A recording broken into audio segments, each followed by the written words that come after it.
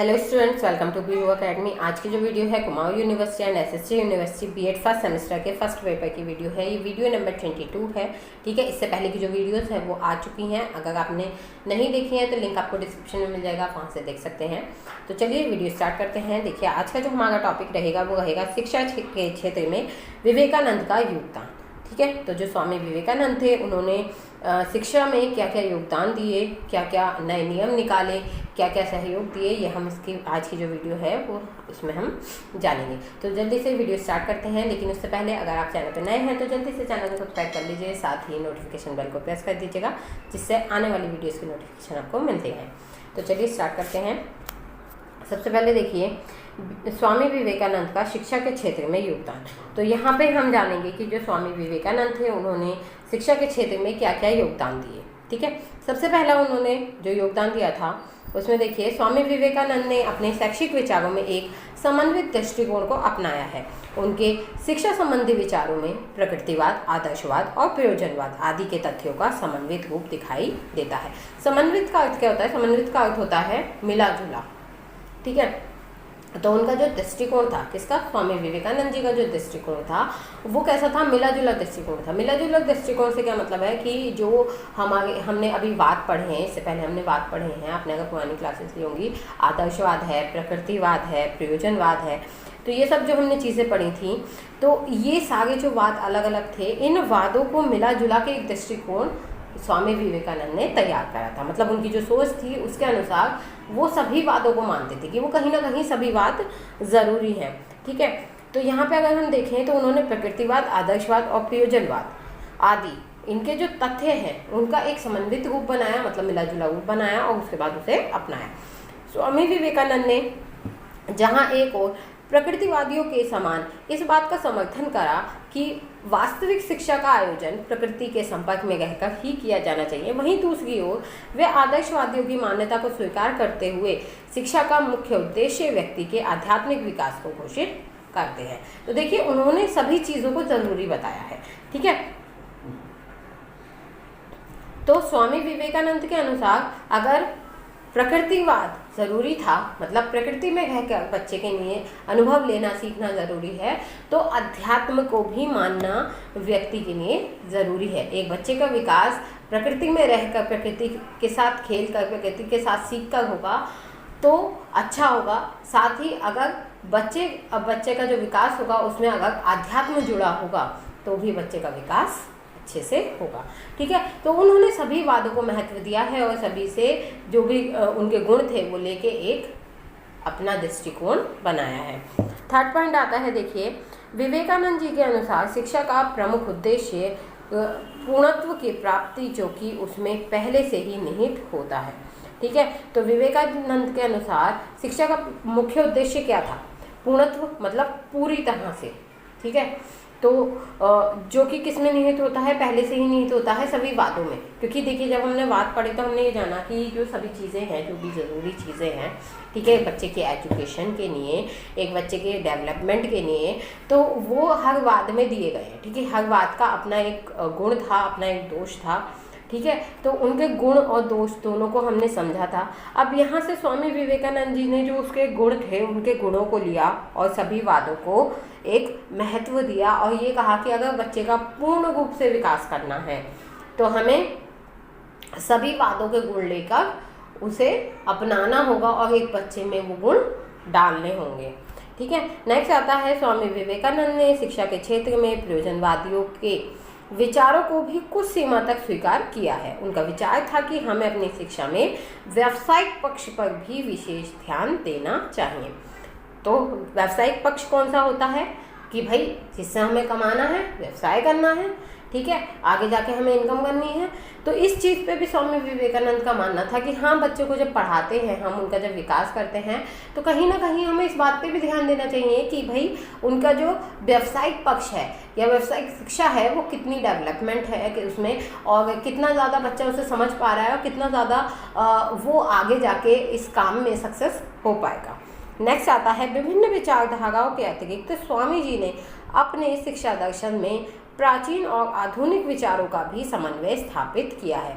तो देखिए, अगर हम स्वामी विवेकानंद के विचारधाराएं देखें तो उसमें हमें क्या मिलेगा कि जो शिक्षा दर्शन है, मतलब उन्होंने जब फिलॉसफी ऑफ एजुकेशन में पुरानी और नए सभी तरह के जो विचार हैं उन्हें मिला जुला कर स्थापित किया है। इसी समन्वयात्मक दृष्टिकोण के कारण वे जहाँ एक ओर आध्यात्मिक विकास पर बल देते हैं, वहीं दूसरी ओर वे लौकिक समृद्धि को भी आवश्यक मानते हैं तथा शिक्षा में उसकी व्यवस्था पर बल देते हैं। तो उनका कहना है कि अगर आध्यात्मिक विकास ज़रूरी है, उसी के साथ लौकिक समृद्धि भी ज़रूरी है, ठीक है, तभी जो है शिक्षा व्यवस्था अच्छी हो पाएगी। नेक्स्ट देखिए, इसी प्रकार स्वामी विवेकानंद जी राष्ट्रीयता और मानवता में भी समन्वय स्थापित करने के लिए शिक्षा के उद्देश्यों में जहां एक ओर वासुदेव कुटुंबकम की बात करते हैं, वहीं दूसरी ओर राष्ट्र को शक्तिशाली बनाने पर भी बल देते हैं। तो देखिए, जो स्वामी विवेकानंद जी हैं, ठीक है, इन्होंने क्या किया, राष्ट्रीयता और मानवता दोनों को मिलाया। राष्ट्रीयता और मानवता को दोनों को मिलाने के पश्चात उन्होंने ये उद्देश्य दिया कि हमें वासुदेव कुटुंबकम को अपनाना चाहिए। वासुदेव कुटुंबकम के मतलब है सभी एक समान हैं और हम सभी परिवार हैं, कुटुंब हैं, ठीक है। और दूसरी ओर उन्होंने क्या कहा कि राष्ट्र को शक्तिशाली बनाना चाहिए, ठीक है। तो राष्ट्र को शक्तिशाली बनाने के लिए क्या ज़रूरी है, एक दूसरे की मदद करना। भाई, राष्ट्र के लिए हमेशा सर्वोपरि रहना, ठीक है, हमेशा तैयार रहना कि हमें अपने राष्ट्र का विकास करना है, राष्ट्र की रक्षा करनी है। नेक्स्ट देखिए, स्वामी विवेकानंद ने स्त्री शिक्षा तथा जन शिक्षा को प्राथमिकता प्रदान करके शिक्षा एवं समाजोत्थान के क्षेत्र में भी विशेष योगदान दिया है। तो देखिए, जो स्वामी विवेकानंद थे उन्होंने क्या कहा कि जो स्त्री शिक्षा है, जो जन शिक्षा है, वो दोनों ही शिक्षा ज़रूरी है और इसी से ही समाजोत्थान होगा। मतलब समाज का विकास किससे होगा, अगर स्त्रियों को शिक्षा मिलेगी, साथ ही जन शिक्षा मतलब वहाँ की जनता शिक्षित होगी। भारत देश में आज की जो साक्षरता दर है वो पहले से काफ़ी अच्छी है, लेकिन अगर हम पुराने समय में जाएं तो भारत की साक्षरता दर बहुत ही कम थी। पहले तो महिलाओं को शिक्षा नहीं मिलती थी, बालिकाओं को शिक्षा नहीं मिलती थी, साथ ही पुरुष भी बहुत ही कम मात्रा में शिक्षा लेते थे, ठीक है।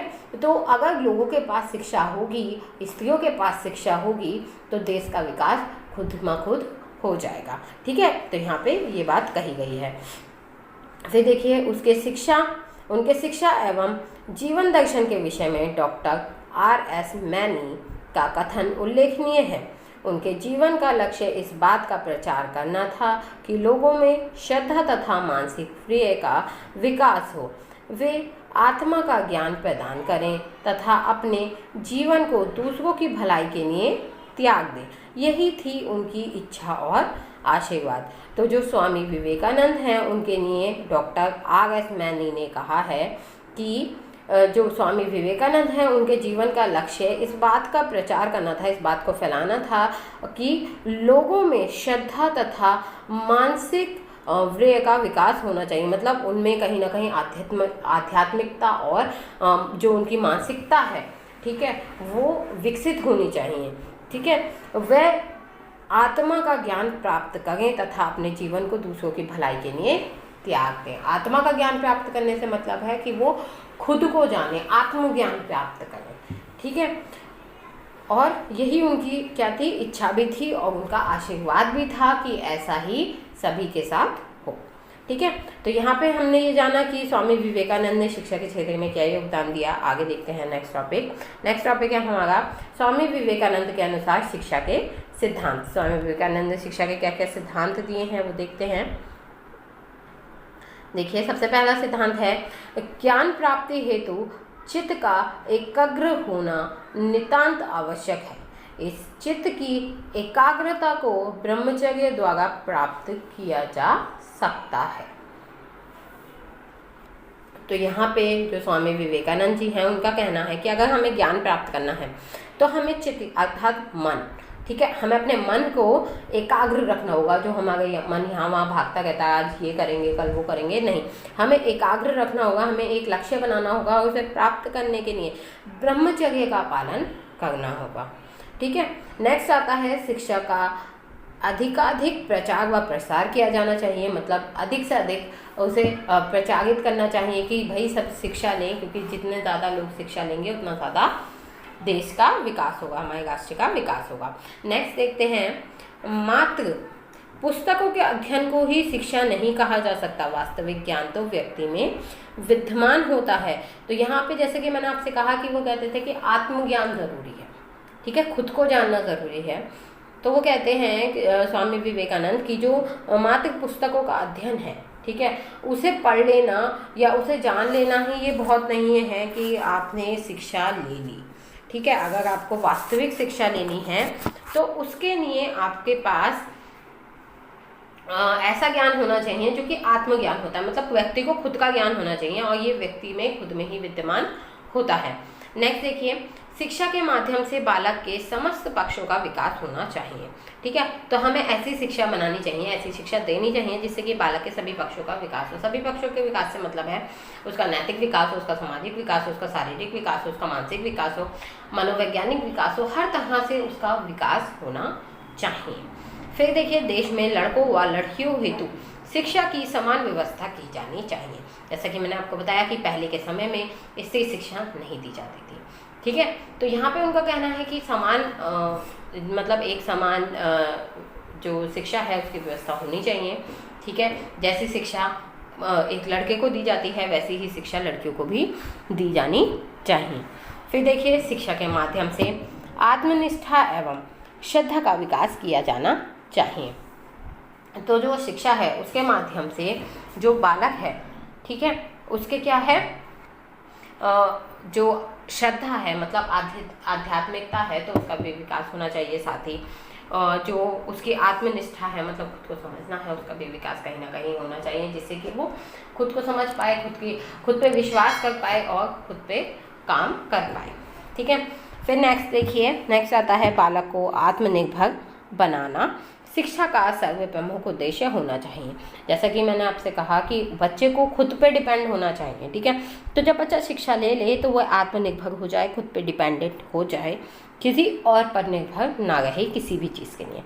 नेक्स्ट आता है धार्मिक शिक्षा पुस्तकों द्वारा प्रदान नहीं की जा सकती, अतः व्यवहार, आचरण एवं संस्कार द्वारा धार्मिक शिक्षा बालकों को दी जानी चाहिए।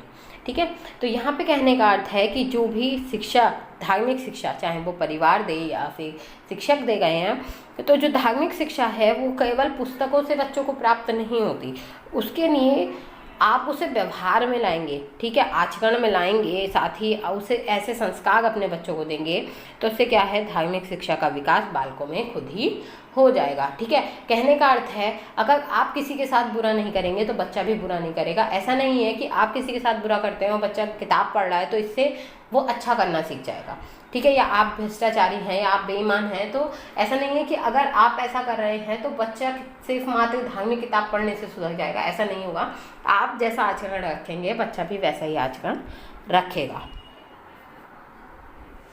नेक्स्ट देखिए, शिक्षा का पाठ्यक्रम बनाते समय बालक के भौतिक एवं आध्यात्मिक विकास में सहायक होने वाले समस्त विषयों का ध्यान रखना चाहिए। तो हमें ध्यान रखना चाहिए कि जो शिक्षा का पाठ्यक्रम हम बना गए हैं, जो सिलेबस हम बना रहे हैं, उसमें जो बच्चा है उसका भौतिक विकास होना चाहिए, उसका आध्यात्मिक विकास होना चाहिए। ठीक है। और साथ ही साथ उसमें जो भी उसके विकास में सहायक विषय हैं, ठीक है, उन पर भी ध्यान देना चाहिए।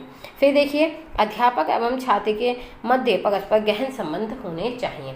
तो उनके बीच एक अंडरस्टैंडिंग होनी चाहिए, एक शिक्षक और एक स्टूडेंट के बीच। ठीक है। उनकी जो अंडरस्टैंडिंग होनी चाहिए, साथ ही कन्वर्सेशन अच्छी होनी चाहिए। क्या मतलब कि जो स्टूडेंट है वो पूछते हुए झिझके ना, ठीक है, उसे जो भी पूछना है वो पूछे, और साथ ही एक जो टीचर है वो भी बताने में इच्छुक हो। तो ये ऐसा संबंध अगर एक शिक्षक और छात्र के बीच होता है तो इससे क्या है, जो शिक्षा लेने वाला है और शिक्षा देने वाला है दोनों को ही आसानी रहती है, साथ ही शिक्षा अच्छी तरह से मिल पाती है। नेक्स्ट आता है शिक्षा द्वारा आत्मनियंत्रण का विकास किया जाना चाहिए। ठीक है, तो शिक्षा द्वारा ऐसा वातावरण बनना चाहिए, बच्चा इस तरह का हो जाना चाहिए कि वो खुद पे नियंत्रण कर सके। ठीक है, आत्मनियंत्रण का विकास होना चाहिए कि वो खुद पे खुद नियंत्रण कर सके, उसे पता हो कि क्या सही है क्या गलत है। ठीक है, मैं कुछ भी गलत फैसला ना लूँ। ठीक है, फिर नेक्स्ट आता है देखिए शिक्षा के उद्देश्य। तो स्वामी विवेकानंद के अनुसार शिक्षा के क्या क्या उद्देश्य रहे वो हम जानेंगे। तो देखिए सबसे पहला उद्देश्य है पूर्णता को प्राप्त करने का उद्देश्य। ठीक है, तो स्वामी जी के अनुसार शिक्षा का प्रथम उद्देश्य अंतर्निहित पूर्णता को प्राप्त करना है। उनके अनुसार लौकिक तथा आध्यात्मिक सभी ज्ञान मनुष्य के मन में पहले से ही विद्यमान होते हैं, इस पर पड़े आवरण को उतार देना ही शिक्षा है। अतः शिक्षा को मनुष्य के अंतर्निहित ज्ञान एवं पूर्णता की अभिव्यक्ति करनी चाहिए। तो यहाँ पे देखिए सबसे पहला जो उद्देश्य है वो क्या है, पूर्णता को प्राप्त करने का उद्देश्य। तो जैसे कि हमने पीछे पढ़ा कि स्वामी विवेकानंद का जो प्रथम उद्देश्य है वो क्या है कि भाई पूर्णता आनी चाहिए शिक्षा में। ठीक है, तो उन्हें लौकिक विकास भी होना चाहिए, आध्यात्मिकता का भी ज्ञान होना चाहिए। ठीक है, ये सब कहाँ विद्यमान होते हैं, बालक के मन में पहले से ही होते हैं, लेकिन हमें क्या करना होता है कि हमें उन्हें उभार के लाना होता है। ठीक है, अगर एक बालक के अंदर से आप आध्यात्मिक गुण लौकिक गुणों को उभार कर बाहर लेके आएंगे तो वो पूर्णता को खुद ही प्राप्त कर लेगा। नेक्स्ट देखिए शारीरिक एवं मानसिक विकास का उद्देश्य। तो विवेकानंद जी के अनुसार शिक्षा का जो दूसरा उद्देश्य है वो क्या है, बालक का शारीरिक और मानसिक विकास होना चाहिए। उन्होंने शारीरिक उद्देश्यों पर इसलिए बल दिया जिससे आज के बालक भविष्य में निर्भीक एवं बलवान योद्धा के रूप में गीता का अध्ययन करके देश की उन्नति कर सकें। ठीक है, तो स्वामी विवेकानंद जी जो थे वो गीता को बहुत ज़्यादा महत्व देते थे, श्रीमद् भगवत गीता को।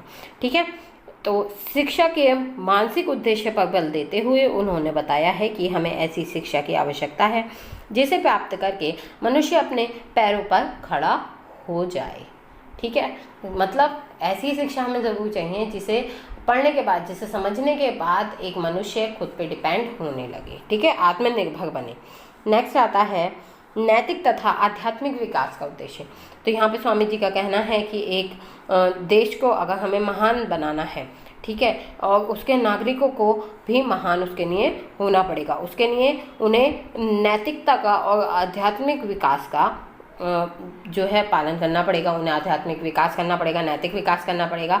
और ये सब में जो सहायक होगी वो कौन होगी, शिक्षा। ठीक है, क्योंकि शिक्षा से ही हमें नैतिक ज्ञान मिलेगा और शिक्षा से ही हमें आध्यात्मिक ज्ञान प्राप्त होगा। नेक्स्ट देखिए चरित्र निर्माण का उद्देश्य। तो यहाँ पे स्वामी विवेकानंद जी ने चरित्र निर्माण को शिक्षा का महत्वपूर्ण उद्देश्य माना है। इसके लिए उन्होंने ब्रह्मचर्य के पालन पर बल दिया है। साथ ही बताया है कि ब्रह्मचर्य के दौरान मनुष्य में बौद्धिक और आध्यात्मिक शक्तियों का विकास होता है तथा वह मन, वचन और कर्म से पवित्र बन जाता है। नेक्स्ट देखिए आत्मविश्वास एवं श्रद्धा एवं आत्मत्याग की भावना का उद्देश्य। तो स्वामी जी ने आजीवन इस बात पर बल दिया है कि अपने ऊपर विश्वास रखना, श्रद्धा तथा आत्मज्ञान की भावना को विकसित करना शिक्षा का महत्वपूर्ण उद्देश्य है। उन्होंने लिखा है, उठो जागो और उस समय तक बढ़ते रहो जब तक कि चरम उद्देश्य की प्राप्ति ना हो जाए। तो यहाँ पे स्वामी विवेकानंद जी का कहना है कि आपको उस समय तक अपने काम में लगे रहना है जब तक कि आपको उद्देश्य की प्राप्ति ना हो जाए। नेक्स्ट देखिए विभिन्नता में एकता की खोज का उद्देश्य। तो स्वामी जी के अनुसार शिक्षा का प्रमुख उद्देश्य क्या है, विभिन्नता में एकता की खोज। उन्होंने बताया है कि आध्यात्मिक तथा भौतिक जगत में क्या है, आध्यात्मिक जगत और भौतिक जगत एक ही। भौतिक जगत होता है ये वाला जिसमें हम रह रहे हैं, और आध्यात्मिक जगत होता है ईश्वरीय जगत जिसमें हम ईश्वर को मानते हैं। तो विभिन्नता की अनुभूति दोष अथवा माया है, मतलब जो माया है, जो धन है, वो क्या है, इन दोनों में अंतर है, विभिन्नता है इन दोनों की। तो शिक्षा ऐसी होनी चाहिए कि बालक विभिन्नता में एकता की अनुभूति करने लगे। मतलब दोनों चीज़ें अलग अलग भी हैं, एक साथ भी हैं, कहीं ना कहीं एक दूसरे से जुड़ी हैं। भाई आप कहीं ना कहीं अध्यात्म से जुड़े हैं या नहीं है, लेकिन आध्यात्मिकता के जीवन में और आपके भौतिकवादी जीवन में एक चीज़ की अंतर होती है, वो है माया। माया का अर्थ है धन या फिर आपकी इच्छाएं, जो कि कभी ख़त्म नहीं होती हैं। तो बालक को ऐसी शिक्षा देनी चाहिए कि वो इन दोनों विभिन्नताओं को मिला के इनमें एक एकता उत्पन्न कर सके और अपने जीवन को यापन कर सके। नेक्स्ट आता है धार्मिक विकास का उद्देश्य। धार्मिक विकास का उद्देश्य क्या है कि ये भी स्वामी जी ने काफ़ी महत्वपूर्ण माना है, ठीक है। और वह चाहते थे कि प्रत्येक व्यक्ति उस सत्य और धर्म को मालूम कर सके जो कि उसके अंदर छिपा हुआ है। इसके लिए उन्होंने मन तथा हृदय के प्रशिक्षण पर बल दिया और बताया कि शिक्षा ऐसी होनी चाहिए जिसे प्राप्त करके बालक अपने जीवन को पवित्र बना सके तथा उसमें आज्ञा पालन, समाज सेवा एवं महापुरुषों और संतों के अनुकरणीय आदर्शों को अपनाने की क्षमता विकसित हो सके, ठीक है। तो जो एक बच्चा है उसे कैसे शिक्षा मिलनी चाहिए कि उसका मन और हृदय जो है वो पवित्र रहे, साथ ही वो जो बालक है वो अपने जीवन को किस तरह से पवित्र बना सकता है, आज्ञा पालन करके, समाज सेवा करके और महापुरुषों और संत के आदर्शों पे चल के, उनके आदर्शों को मानकर, ठीक है। तो यहाँ पे ये आपके उद्देश्य कंप्लीट होते हैं और इसी के साथ यहाँ पे आपका चैप्टर भी कंप्लीट होता है, ठीक है। तो ये था स्वामी विवेकानंद जी का शिक्षा के क्षेत्र में योगदान। आई होप वीडियो आपके लिए हेल्पफुल रही होगी। तो वीडियो को लाइक करें, शेयर करें, साथ ही चैनल को सब्सक्राइब करना ना भूलें। बाकी आपको कोई भी कन्फ्यूजन है तो आप कमेंट बॉक्स में कमेंट करके पूछ सकते हैं। Thanks for watching.